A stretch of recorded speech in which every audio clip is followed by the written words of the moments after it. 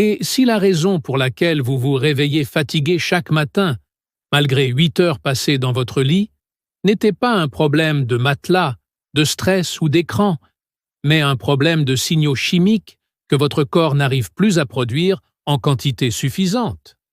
Et si des plantes oubliées, utilisées pendant des siècles par des guérisseurs, des herboristes et des médecins de campagne, contenaient exactement les composés dont votre cerveau a besoin pour basculer dans les phases de sommeil profond où se produit la vraie magie de la régénération.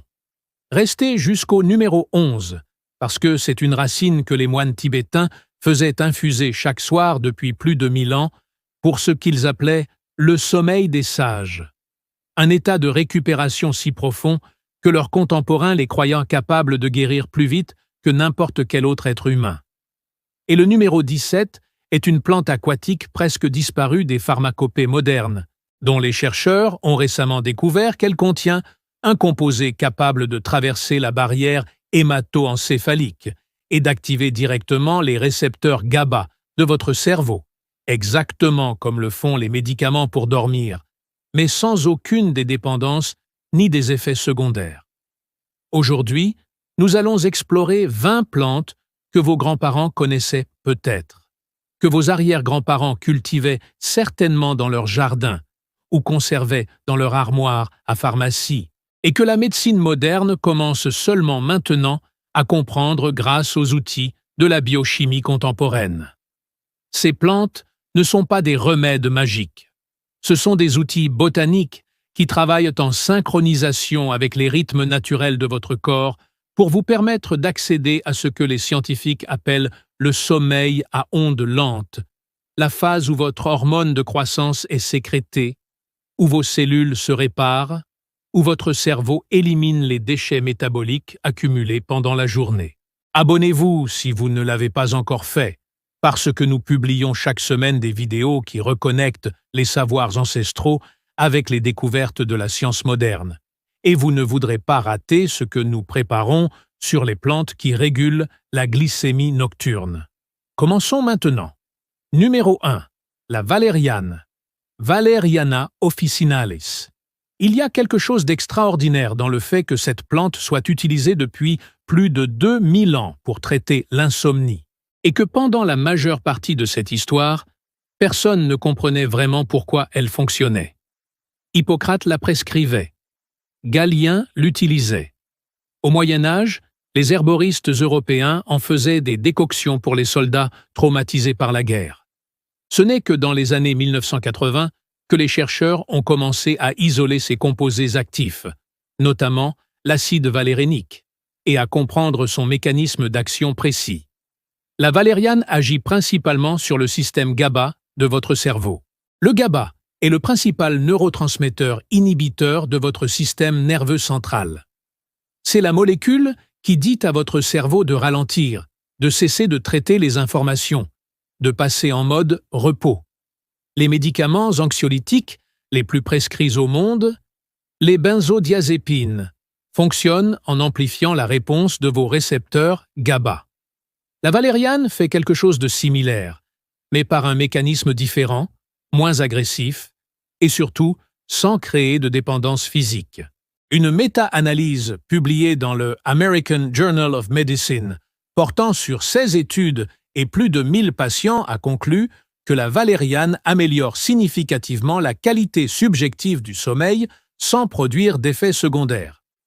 Ce qui est moins connu, c'est son rôle dans la régénération cellulaire nocturne. Pendant le sommeil profond, votre corps sécrète des quantités importantes d'hormones de croissance, une molécule qui ne sert pas seulement à grandir pendant l'enfance, mais qui chez l'adulte orchestre la réparation des tissus musculaires, la synthèse des protéines, le renouvellement de la peau et le maintien de la masse osseuse. Plus vous passez de temps dans les stades de sommeil profond, plus votre corps produit d'hormones de croissance. La valériane, en facilitant l'entrée dans ces stades profonds, agit indirectement comme un amplificateur de cette régénération. La préparation classique est une infusion de racines séchées. Une cuillère à café de racines pour 200 ml d'eau chaude, 30 minutes avant le coucher. L'odeur est forte, terreuse, presque animale. ce qui explique peut-être pourquoi les préparations modernes privilégient souvent les gélules. Mais si vous pouvez surmonter cette odeur caractéristique, l'infusion agit plus rapidement. Une chose importante à noter, la valériane ne produit ses effets maximaux qu'après 2 à 4 semaines d'utilisation régulière.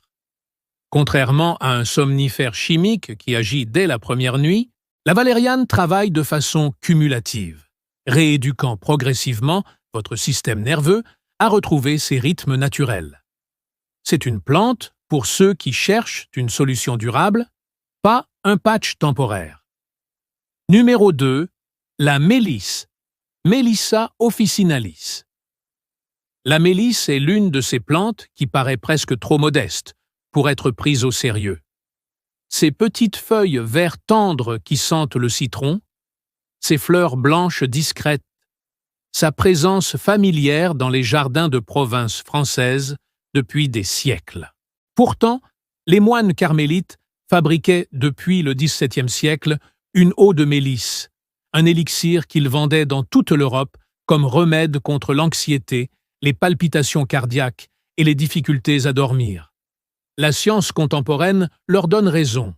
L'acide rosmarinique et les flavonoïdes que contient la mélisse inhibent l'enzyme qui dégrade le GABA dans votre cerveau. Au lieu d'activer directement vos récepteurs GABA, comme le font les médicaments, la mélisse ralentit la destruction du GABA déjà présent dans vos synapses. C'est une approche plus douce, plus progressive, qui explique pourquoi beaucoup de gens l'aperçoivent comme une aide au sommeil moins dramatique que la valériane, mais souvent plus agréable à utiliser sur le long terme. Ce qui rend la mélisse particulièrement intéressante dans le contexte de la régénération nocturne, c'est son action antioxydante. La nuit, votre corps est censé être en mode réparation, mais ce processus de réparation lui-même génère des radicaux libres, des molécules instables qui peuvent endommager les cellules si elles ne sont pas neutralisées rapidement. Les polyphénols de la mélisse agissent comme des gardiens de nuit, neutralisant ces radicaux libres pendant que votre corps répare. La combinaison mélisse et valériane est l'une des associations les plus étudiées en phytothérapie. Une étude publiée dans Phytotherapy Research a montré que leur association réduisait de 19% le temps d'endormissement et augmentait de 11% la durée du sommeil profond par rapport au placebo. Fraîche, séchée, en infusion, en teinture mère, la mélisse est l'une des plantes les plus polyvalentes et les plus accessibles pour commencer à travailler sur votre qualité de sommeil. Numéro 3. La passiflore, Passiflora incarnata. Imaginez une plante qui a été utilisée par les tribus Cherokee pour traiter l'insomnie et l'anxiété bien avant que les premiers Européens ne débarquent en Amérique du Nord, puis redécouverte par les colons espagnols, qui lui ont donné un nom faisant référence à la Passion du Christ en raison de la symbolique de ses fleurs extraordinaires. La passiflore a traversé l'Atlantique, s'est installée dans les jardins botaniques européens, puis a été lentement oubliée au profit des médicaments de synthèse au cours du XXe siècle. Aujourd'hui, elle revient. Son mécanisme d'action implique plusieurs flavonoïdes, dont le chrysine et la vitexine, qui se lient au récepteur GABA de type A dans votre cerveau. Une étude publiée dans le Journal of Clinical Pharmacy and Therapeutics a suivi 41 adultes souffrant d'insomnie et a montré que la passiflore améliorait la qualité subjective du sommeil de manière comparable à un médicament de référence, l'oxazépam, sans les effets secondaires de somnolence diurne. Ce qui distingue la passiflore des autres plantes sédatives, c'est qu'elle semble agir spécifiquement sur le type d'anxiété cognitive, ces pensées qui tournent en boucle dans votre tête quand vous essayez de dormir, sans créer de sédation physique excessive. Elle aide votre cerveau à lâcher prise sur les préoccupations de la journée, à cesser de traiter et de retraiter les conversations, les décisions, les inquiétudes. Et c'est précisément dans cet espace de calme mental que commencent les premières phases du sommeil profond et de la régénération cellulaire. La passiflore se prépare en infusion à partir des feuilles et des tiges séchées, ou en teinture mère. La teinture est souvent préférée pour son action plus rapide et plus concentrée. Une dose de 1 à 2 ml de teinture dans un peu d'eau, 30 à 45 minutes avant le coucher, est la recommandation classique de la phytothérapie européenne. La passiflore ne crée pas de tolérance au fil du temps, ce qui signifie que vous pouvez l'utiliser de façon continue sans voir son efficacité diminuer, contrairement aux somnifères chimiques qui nécessitent souvent des doses croissantes pour maintenir le même effet. Numéro 4. L'ashwagandha, Withania somnifera. Le nom de l'espèce, somnifera, signifie littéralement « qui porte le sommeil » en latin. Cela dit tout sur la réputation de cette plante dans la tradition ayurvédique indienne, où elle est utilisée depuis plus de 3000 ans. Mais ce qui intéresse particulièrement les chercheurs contemporains, c'est que l'ashwagandha ne fonctionne pas comme un sédatif classique. Elle n'assomme pas votre cerveau. Elle agit sur l'axe hypothalamo-hypophyso-surrénalien, c'est-à-dire le système qui régule votre réponse au stress et la sécrétion de cortisol. Le cortisol est votre hormone d'éveil. C'est elle qui vous sort du lit le matin, qui maintient votre vigilance pendant la journée, qui booste votre système immunitaire en cas de danger. Mais chez beaucoup de personnes stressées, le taux de cortisol reste élevé le soir alors qu'il devrait chuter pour permettre à la mélatonine de prendre le relais. L'ashwagandha normalise cet axe. Elle réduit le taux de cortisol vespéral sans pour autant l'annihiler. Une étude randomisée en double aveugle publiée dans Medicine a suivi 60 adultes stressés pendant 8 semaines et a montré que la supplémentation en ashwagandha réduisait le cortisol de 27%, améliorait la qualité du sommeil de 72% et augmentait significativement les marqueurs de bien-être général. Ce qui distingue l'ashwagandha, dans le contexte de la régénération nocturne, c'est sa capacité documentée à augmenter les niveaux de DHEA, une hormone précurseur produite par vos glandes surrénales, qui joue un rôle central dans la réparation tissulaire, le maintien de la masse musculaire et même la santé cognitive. Beaucoup de chercheurs considèrent aujourd'hui le taux de DHEA comme l'un des marqueurs biologiques du vieillissement les plus fiables.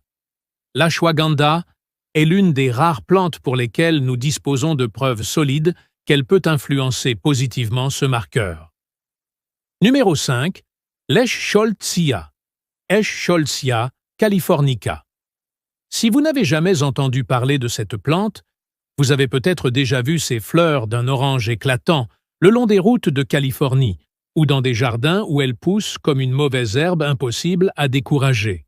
Le pavot de Californie, comme on l'appelle souvent, n'appartient pas à la même famille que le pavot à opium, dont on tire la morphine.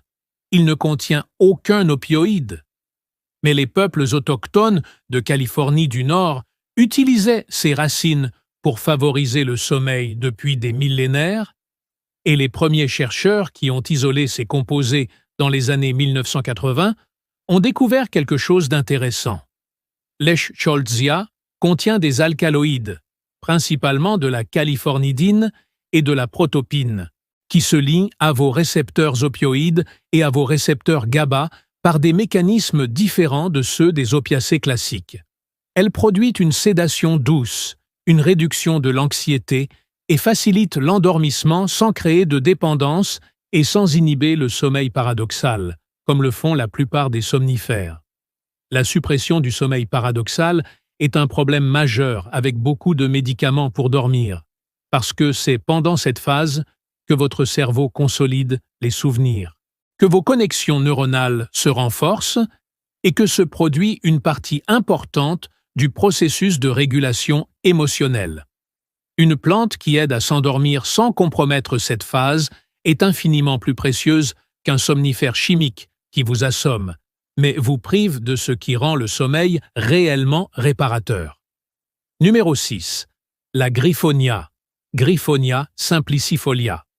Si vous avez entendu parler du 5-HTP, le précurseur de la sérotonine disponible en complément alimentaire dans de nombreux pays, sachez que ce composé vient directement des graines de la griffonia, un arbuste d'Afrique de l'Ouest. Et comprendre la griffonia, c'est comprendre quelque chose de fondamental sur la chimie du sommeil. La mélatonine, l'hormone qui régule votre cycle veille-sommeil, n'est pas produite à partir de rien. Elle est synthétisée par votre glande pinéale à partir de la sérotonine. Et la sérotonine elle-même est fabriquée à partir du tryptophane, un acide aminé que vous obtenez dans votre alimentation.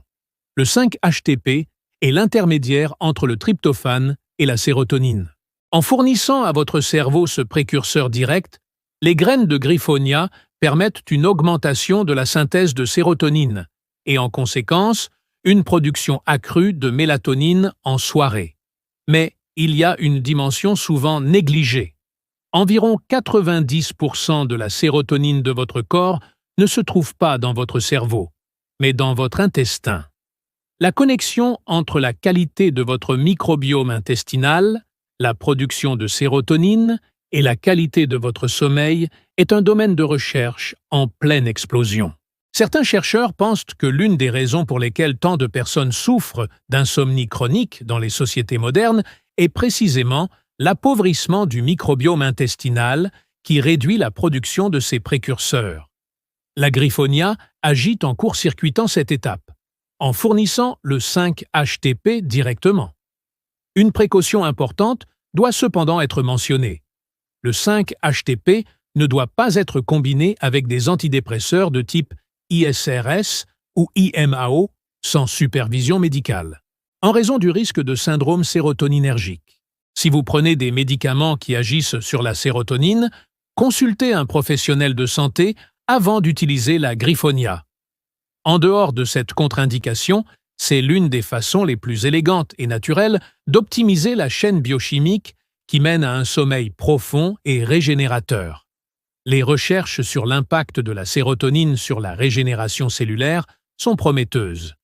La sérotonine elle-même semble jouer un rôle protecteur sur les cellules immunitaires et les cellules épithéliales, et plusieurs études in vitro ont suggéré qu'elle pourrait avoir des propriétés anti-inflammatoires directes. Numéro 7.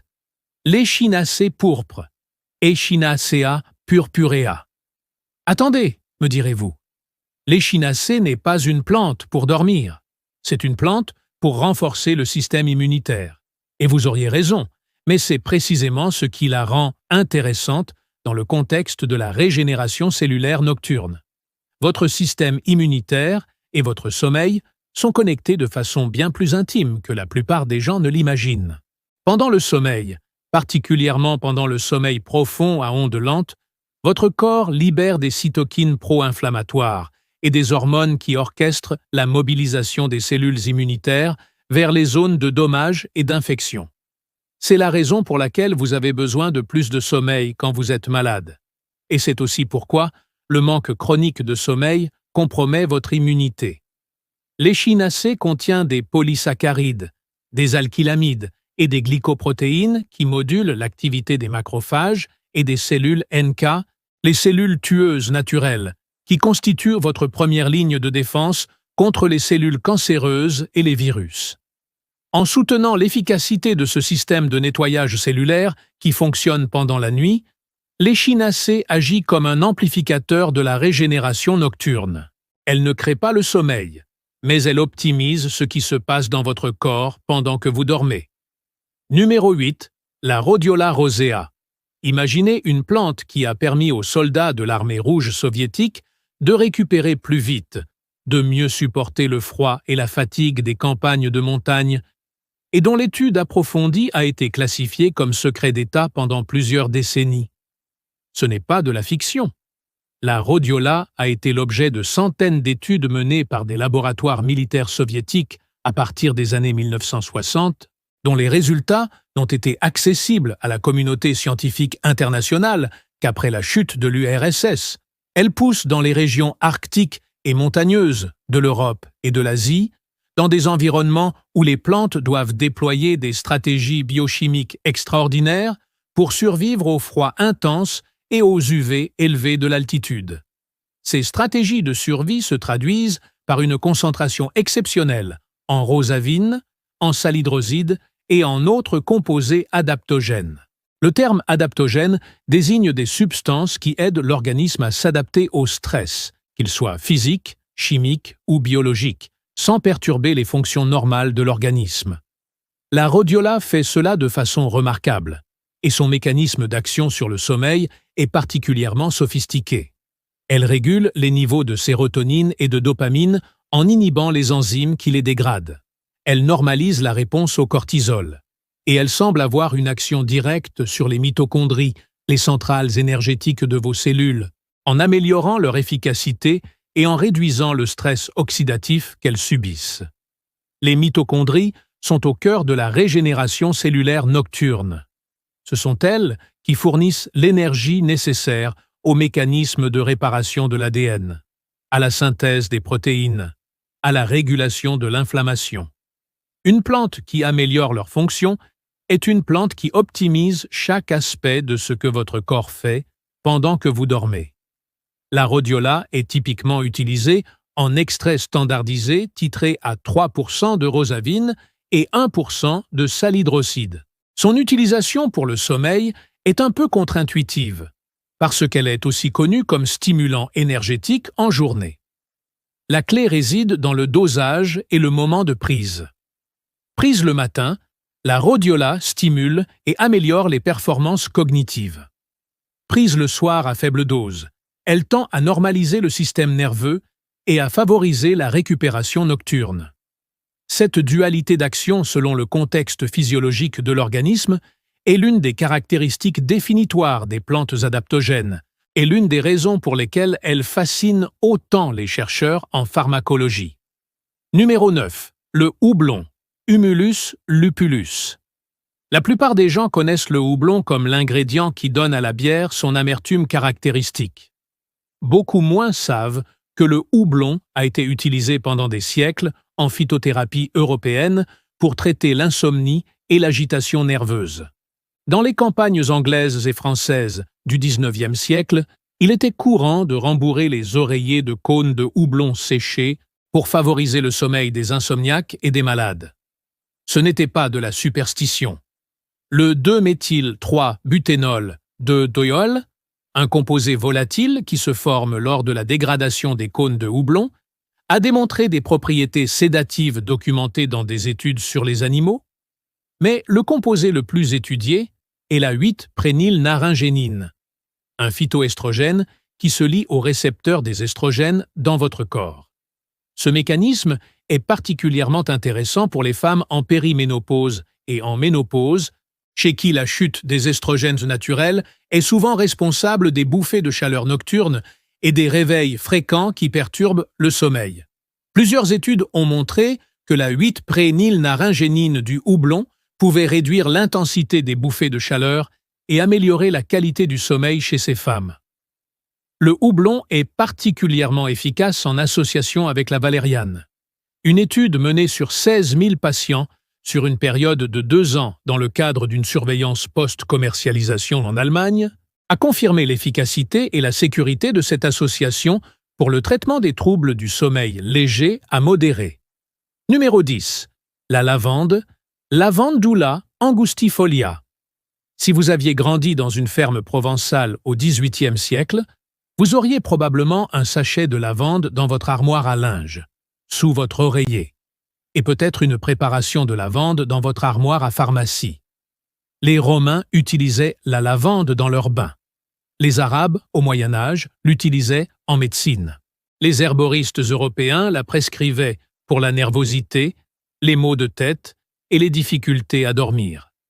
La science contemporaine a confirmé ce que des générations d'observations empiriques avaient établi. L'huile essentielle de lavande, principalement le linalol et l'acétate de linalyle, agit par 2 voies simultanées. Par voie olfactive, les molécules volatiles atteignent les récepteurs olfactifs, qui envoient des signaux directs au système limbique, la partie émotionnelle de votre cerveau, provoquant une réduction de l'anxiété et une induction du calme. Par voie orale, les composés du linalol se lient aux récepteurs GABA de type A et produisent des effets sédatifs comparables à ceux des benzodiazépines à faible dose, selon une étude publiée dans le European Neuropsychopharmacology. Une préparation standardisée d'huile de lavande orale, commercialisée sous le nom de Silexane, a démontré dans plusieurs essais cliniques randomisés qu'elle améliorait significativement la qualité du sommeil et réduisait l'anxiété généralisée. Sur le plan de la régénération cellulaire, le linalol a démontré des propriétés anti-inflammatoires, antioxydantes et même neuroprotectrices dans des études in vitro. Il semble inhiber certaines voies inflammatoires impliquées dans le vieillissement cellulaire, ce qui en fait un composé particulièrement intéressant pour la santé à long terme. Voici quelque chose qui devrait vous faire réfléchir. Les 10 plantes que nous venons de couvrir n'agissent pas toutes de la même façon. Certaines activent vos récepteurs GABA directement, d'autres réduisent le cortisol, d'autres encore augmentent les précurseurs de la mélatonine ou modulent votre système immunitaire. Cette diversité de mécanismes est précisément ce qui rend une approche botanique du sommeil si intéressante, parce qu'elle peut cibler simultanément plusieurs des perturbations qui empêchent votre corps d'atteindre la régénération profonde. Pensez-y de cette façon. Si vous souffrez de difficultés à dormir parce que votre cortisol vespéral est trop élevé, un anxiolytique qui agit sur le GABA seul ne résoudra pas le problème à la racine. Si vous avez une carence en magnésium qui empêche vos neurones de se calmer correctement, le meilleur adaptogène du monde ne compensera pas ce déficit fondamental. L'approche botanique traditionnelle, qui combinait souvent plusieurs plantes en formules complexes, n'était pas irrationnelle.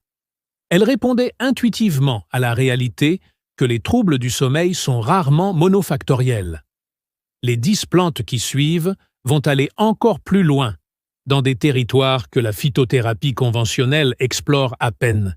Numéro 11, la racine de reishi, Ganoderma lucidum.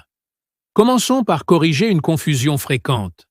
Le reishi est un champignon, pas une plante à proprement parler. Mais les herboristes traditionnels chinois ne faisaient pas cette distinction, et les Japonais, qui l'appellent reishi, les Chinois, qui l'appellent lingji, et les Coréens, qui l'appellent yeongji, lui accordaient tous le même statut. Plante de l'immortalité. Champignon des 10 000 ans. La représentation du reishi apparaît dans l'art chinois depuis 2500 ans, toujours associée à la longévité, à la sagesse et au sommeil réparateur des sages. Ce que les moines tibétains et les herboristes impériaux chinois avaient compris par observation empirique, les chercheurs du XX et XIe siècle ont commencé à l'expliquer biochimiquement. Le reishi contient des triterpènes, notamment l'acide ganodérique, qui inhibe l'enzyme histidine décarboxylase, responsable de la production d'histamine. L'histamine est un neurotransmetteur qui maintient votre cerveau en état d'éveil. Certains antihistaminiques sont d'ailleurs utilisés comme somnifères de première intention dans de nombreux pays. Le reishi produit cet effet antihistaminique de façon douce et non addictive. Mais ce qui le distingue vraiment, c'est son action sur le système immunitaire nocturne. Ces polysaccharides, en particulier les bêta-glucanes, activent et régulent l'activité des cellules natural killer et des macrophages. Une étude publiée dans Pharmacology, Biochemistry and Behavior a montré que la prise de reishi augmentait le temps de sommeil à ondes lentes de 25% chez des rats, et plusieurs études humaines préliminaires ont confirmé des effets similaires sur la qualité subjective du sommeil. Pour la régénération cellulaire, le reishi est peut-être le composé botanique le plus impressionnant de cette liste. Ces triterpènes ont démontré des propriétés antitumorales, anti-inflammatoires et adaptogènes dans des centaines d'études publiées. Il est utilisé comme complément dans certains protocoles de soutien oncologique en Asie depuis les années 1980. Pour un organisme qui cherche à optimiser sa régénération nocturne sur le long terme, c'est une plante, ou plutôt un champignon, difficile à ignorer. Le reishi se prépare en décoction des corps fructifères séchés, une extraction à l'eau chaude pendant au moins 45 minutes, ce qui est nécessaire pour libérer les bêta-glucanes de leur matrice de chitine. Les poudres de reishi, simplement broyées sans extraction, sont bien moins efficaces. On trouve aujourd'hui des extraits à double extraction eau-alcool qui maximisent la biodisponibilité des deux catégories de composés actifs, les polysaccharides solubles dans l'eau et les triterpènes solubles dans l'alcool. Si vous investissez dans le reishi, choisissez un extrait double extraction issu des corps fructifères, pas du mycélium cultivé sur grain, pour garantir une concentration optimale en composés actifs. Numéro 12. La camomille romaine, Anthemis nobilis. Ne sous-estimez jamais la camomille parce qu'elle vous semble trop ordinaire. C'est l'une des plantes médicinales les plus anciennement documentées dans l'histoire humaine. Les Égyptiens l'offraient à leur dieu solaire. Les Anglo-Saxons la comptaient parmi leurs 9 herbes sacrées. Dioscoride la prescrivait pour les fièvres et les troubles nerveux. Ce qui rend la camomille particulièrement intéressante sur le plan neurochimique, c'est l'apigénine, un flavonoïde qui se lie directement aux récepteurs des benzodiazépines de votre cerveau. Les récepteurs des benzodiazépines sont les mêmes récepteurs que ciblent le Valium, le Xanax et tous leurs dérivés. La différence, c'est qu'alors que ces médicaments occupent ces récepteurs de façon massive et prolongée, créant une tolérance et une dépendance, l'apigénine de la camomille les active de façon partielle et temporaire, produisant un effet anxiolytique sans la torpeur ni la dépendance. Une étude publiée dans Phytomédecine a suivi des patients souffrant d'anxiété généralisée et a montré que la camomille réduisait significativement les scores d'anxiété dès la première semaine. Une autre étude du même groupe de recherche de l'Université de Pennsylvanie a montré qu'elle améliorait la qualité du sommeil chez les personnes âgées souffrant d'insomnie chronique. Sur le plan de la régénération cellulaire, l'apigénine a démontré in vitro une capacité à stimuler la neurogenèse, la formation de nouveaux neurones dans l'hippocampe, une région du cerveau cruciale pour la mémoire et l'apprentissage. Ce mécanisme est particulièrement pertinent pour la santé cérébrale nocturne, quand votre cerveau consolide les apprentissages de la journée et élimine les protéines mal repliées associées aux maladies neurodégénératives. Numéro 13. La scutellaire américaine, Scutellaria lateriflora. Voici une plante que vous n'avez probablement jamais entendu mentionner. Et pourtant, les médecins éclectiques américains du XIXe siècle la prescrivaient si régulièrement pour les troubles nerveux, l'insomnie et l'épuisement mental qu'elle était surnommée le remède des nerfs par excellence.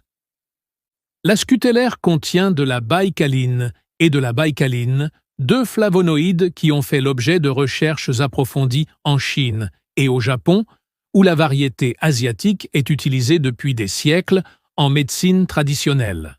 Ces composés se lient au récepteur GABA et produisent des effets anxiolytiques documentés. Mais leur action la plus fascinante concerne la neuroinflammation.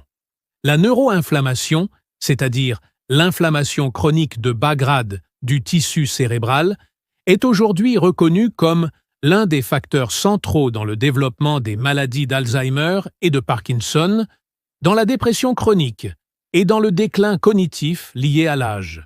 Elle se produit notamment quand le système glymphatique de votre cerveau, ce réseau de canaux qui élimine les déchets métaboliques pendant le sommeil profond, ne fonctionne pas correctement.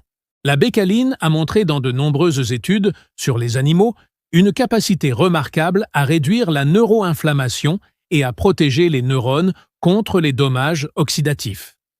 Pour quelqu'un qui cherche à optimiser sa régénération cérébrale nocturne sur le long terme, c'est une plante dont l'intérêt dépasse largement les seuls troubles du sommeil. Numéro 14. L'astragale, Astragalus membranaceus.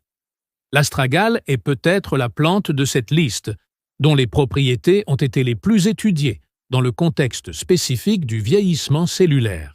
La raison est un composé que l'astragale contient en quantité significative, le cycloastragénol, qui est un activateur de la télomérase. Les télomères sont les capuchons protecteurs situés aux extrémités de vos chromosomes.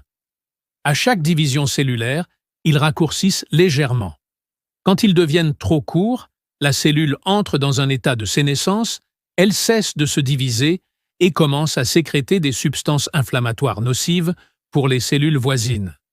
Le raccourcissement des télomères est l'un des mécanismes moléculaires fondamentaux du vieillissement. La télomérase est l'enzyme capable d'allonger les télomères. Pendant longtemps, on pensait qu'elle était active presque uniquement dans les cellules souches et les cellules cancéreuses. Le cycloastragénol de l'astragale semble activer la télomérase dans des cellules somatiques normales, ce qui en fait l'une des substances les plus étudiées dans le domaine émergent de l'anti-vieillissement. Sur le plan du sommeil, l'astragale agit comme adaptogène, normalisant la réponse au stress et soutenant le système immunitaire. Son rapport avec la régénération nocturne est indirect mais profond. En optimisant l'activité de la télomérase, elle soutient la capacité de vos cellules à se renouveler efficacement pendant les phases de réparation que déclenche le sommeil profond. Il existe aujourd'hui des extraits concentrés de cycloastragénol, commercialisés comme supplément anti-vieillissement à des prix souvent élevés.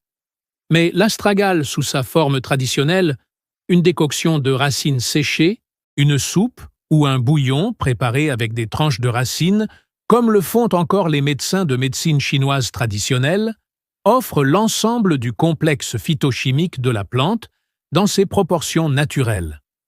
Cette forme traditionnelle est moins concentrée en cycloastragénol isolé, mais peut être plus efficace globalement grâce à la synergie entre ses nombreux composés actifs, les astragalosides, les polysaccharides, les flavonoïdes et les saponines qui travaillent ensemble dans un équilibre que la nature a mis des millions d'années à perfectionner. La racine d'astragale séchée, disponible dans les épiceries asiatiques et chez les herboristes spécialisés, est l'une des façons les plus économiques d'accéder à ces bénéfices.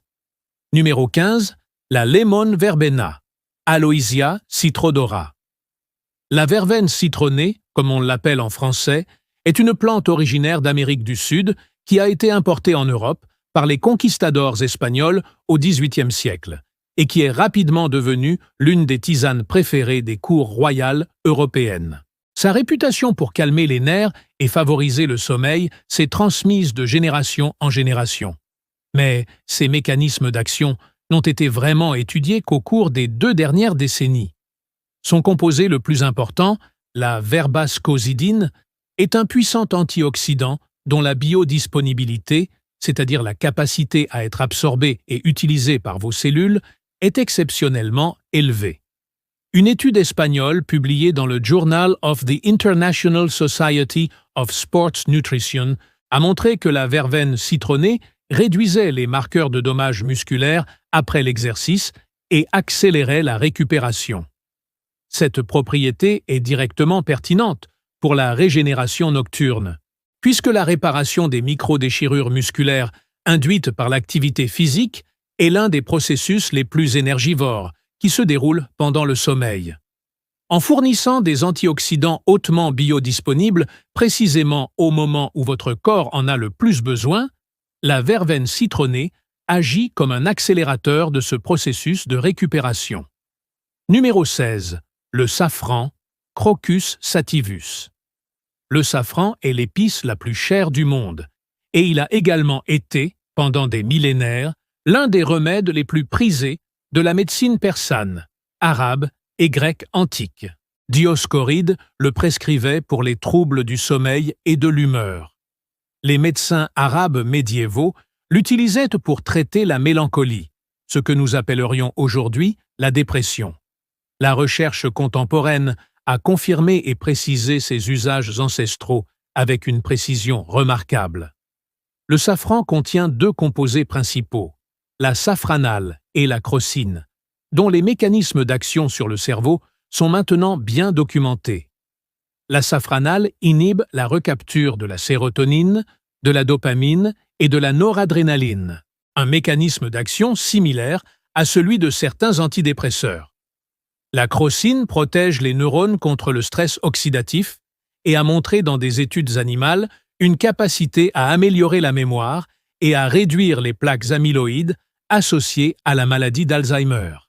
Une méta-analyse de 2020 portant sur 11 essais cliniques randomisés a conclu que le safran était significativement plus efficace que le placebo pour améliorer les symptômes dépressifs, avec une efficacité comparable à celle des antidépresseurs standards, mais avec un profil d'effets secondaires bien plus favorable. Pour le sommeil, la safranale a démontré dans des études animales une action directe sur les récepteurs GABA et une réduction du temps d'endormissement. Et pour la régénération cellulaire, la crocine est un antioxydant parmi les plus puissants connus, avec une affinité particulière pour la protection des lipides membranaires contre l'oxydation, un processus central dans le vieillissement cellulaire. Numéro 17. La gâtillier, Vitex agnus castus. La plante aquatique mystérieuse dont je vous ai parlé en introduction n'est pas celle-ci, mais la gâtillier mérite sa place dans cette liste, pour une raison qui touche particulièrement la régénération cellulaire nocturne. Le gâtillier agit sur l'axe hypophysaire en stimulant les récepteurs dopaminergiques, ce qui réduit indirectement la sécrétion de prolactine et module les niveaux de progestérone. La progestérone, dont beaucoup ne savent pas qu'elle est produite chez les deux sexes, bien qu'en quantité différente, est un puissant agoniste des récepteurs GABA. C'est l'une des raisons pour lesquelles le sommeil change de qualité au cours du cycle menstruel, avec des phases de sommeil plus profonds pendant la phase lutéale où la progestérone est au maximum. Le gâtillier, en soutenant des niveaux optimaux de progestérone, favorise indirectement une activité GABA plus soutenue pendant le sommeil. Sur le plan de la régénération, les recherches sur les propriétés anti-inflammatoires et antioxydantes du gâtillier sont encore préliminaires, mais ces composés actifs, les iridoïdes et les flavonoïdes, ont montré des propriétés protectrices sur les cellules endothéliales vasculaires, ce qui pourrait améliorer la circulation sanguine nocturne dans les tissus en phase de réparation. Numéro 18. L'ortie dioïque, Urtica dioica.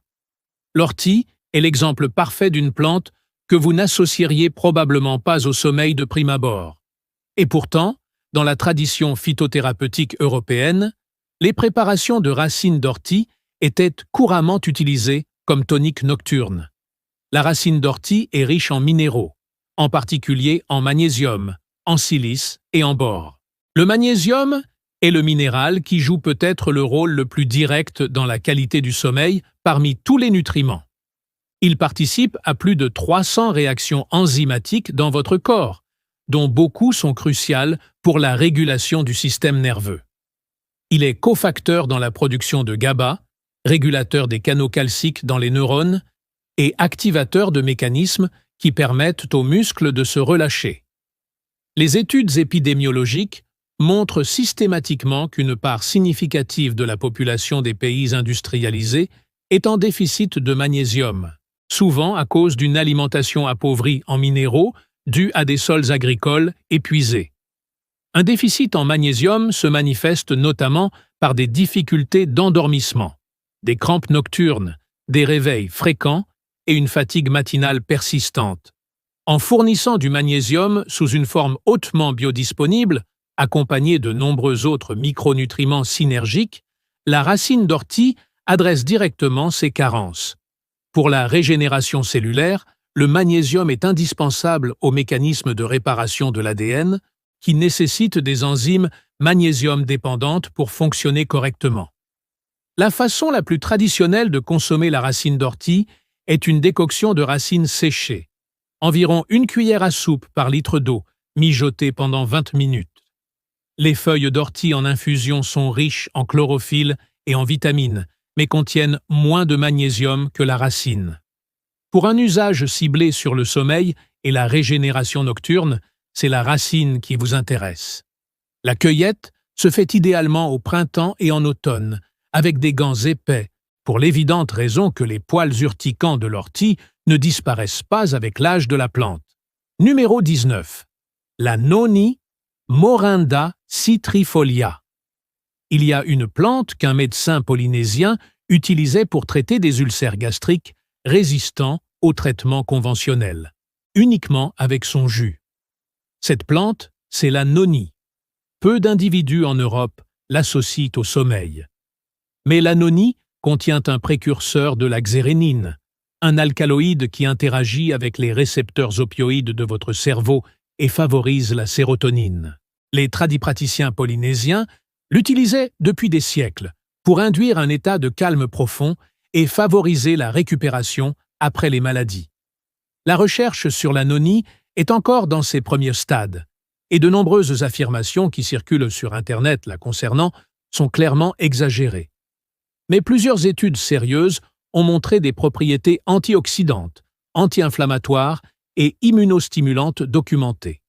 Son action potentielle sur la régénération cellulaire passe par ces polysaccharides qui semblent stimuler l'activité des macrophages et des cellules natural killer de façon similaire à ce que font les bêta-glucanes du reishi.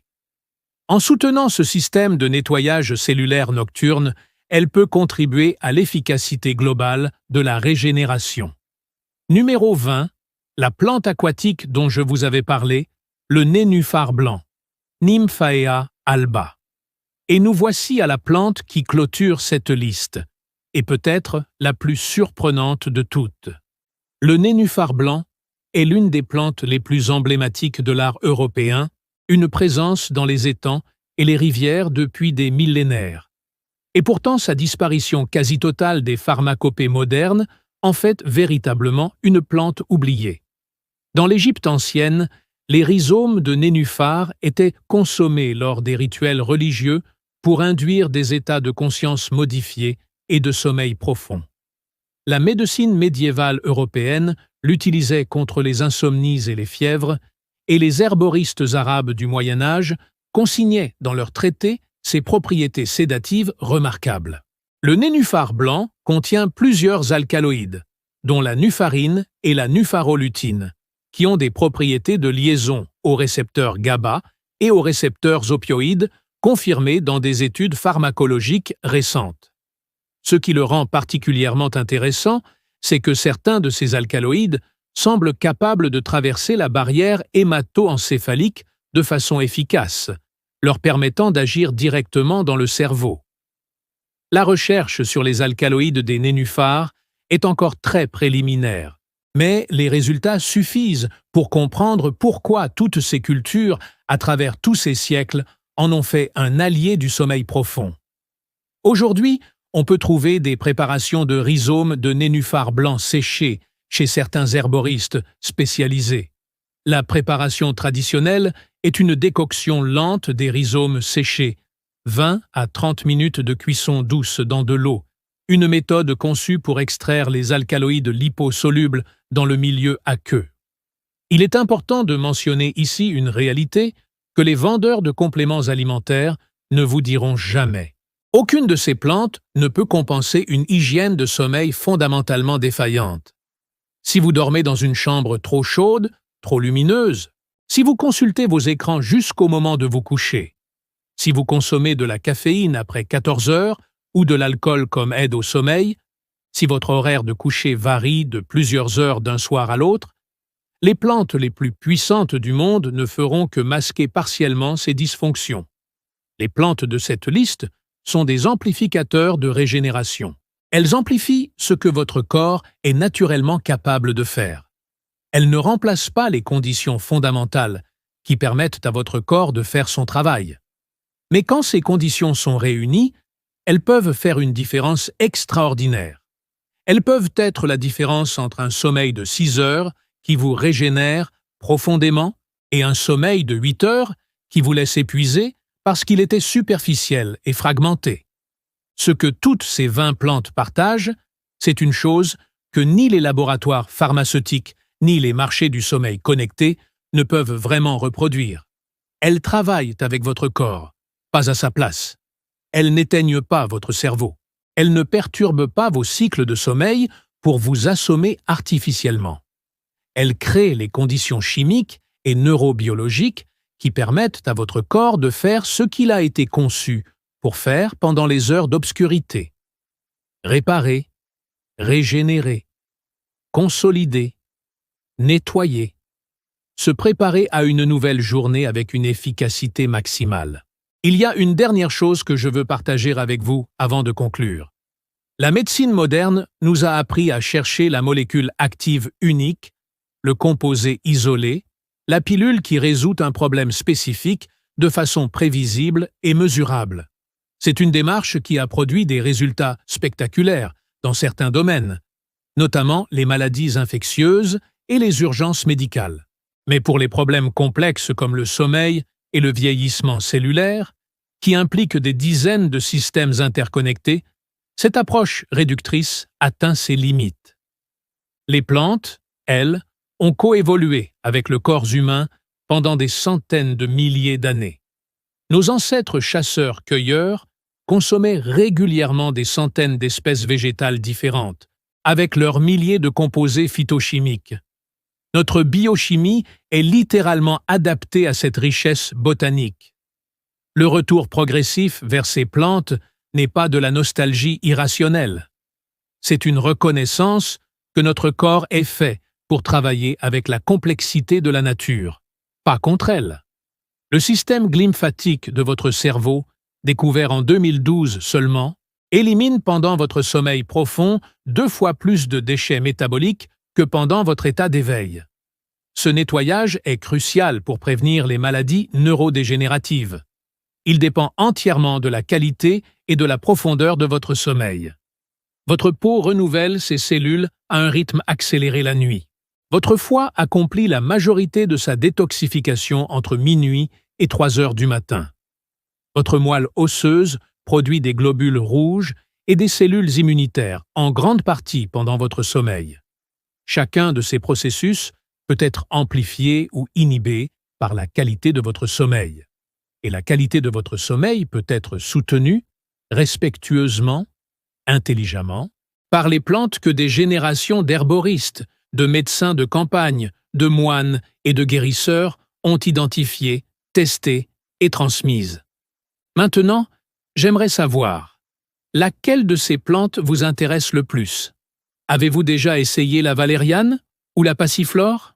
Ou avez-vous une tradition familiale autour d'une tisane du soir que vous ne soupçonniez pas d'avoir une telle profondeur? Partagez votre expérience dans les commentaires, parce que la sagesse des plantes ne vit pas seulement dans les livres et les laboratoires, elle vit aussi dans les cuisines et les jardins des familles, transmises de génération en génération.